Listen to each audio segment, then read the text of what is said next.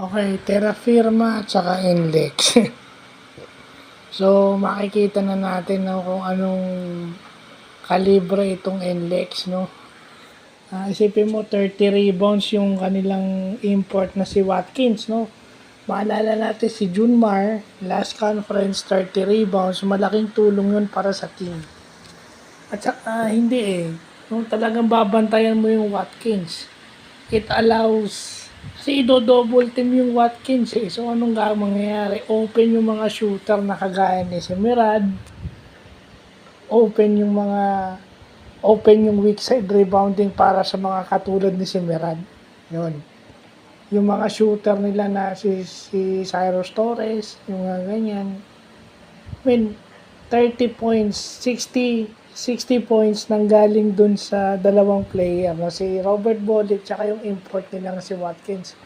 Out of the 100 plus points na in-score ng Index. So, ano naging problema ng Terra Firma? It's not the offense, it's the defense. No, kasi yung import nilang si Richards, hindi na nila ginamit sa huli. Na sa tingin ko, dapat palitan na nila. Kasi kita na yun eh. Nandun na si si Big Manuel. Nakikita na yung maitutulong ni Big Manuel dun sa Terra Firma with Luis Anggalang. Meron ka pang Kevin Ferrer, may Pringle ka pa. May Olivario ka pa. Di ba? So offensively, wala kang problema. May Saldivar ka na malaki din. Kaso maliit yun. Kung i-compare mo kay Watkins at saka kay Semerad. Ha? At saka, siyempre, yun yung nakita ko na dapat yung Dominic Fajardo. Ilagay mo sa small forward yung Dominic Fajardo. Naku, marami papahirapan yun.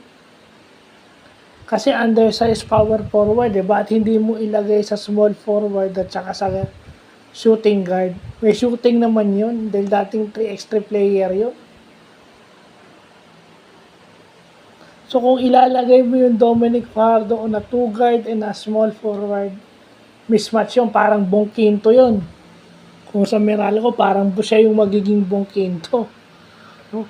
So hindi mahihirapan yung import at saka si Bolick at saka si Kevin Alas. Naglaro na si Kevin Alas.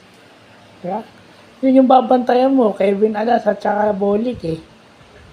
So kung magkakaroon ka pa ng option na isa pa, na pwedeng pumoste eh, kailangan pa ng isang post-up options.